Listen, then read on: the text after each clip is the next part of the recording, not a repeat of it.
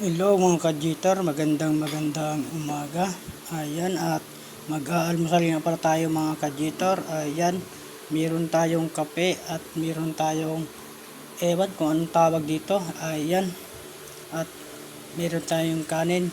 Ayan ang asawa ko at yung kapatid ng asawa ko. Ayan, nagkakape at nagtitinapay sila dalawa mga idol.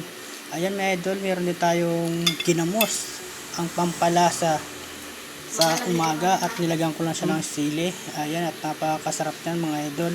Ginagawa ko yung mga idol sausawan sa aking tosino. Ayan, at yan pala yung asawa ko. Ayan, dalawa sila nagtitinapay at kapila silang dalawa kasi hindi sila kumakain ng kanin pag umaga. Hindi sila sanay kaya kape at tinapay lang. Ako hindi pwede kasi pag di ako kumain ng kanin, nasakit yung aking tiyan.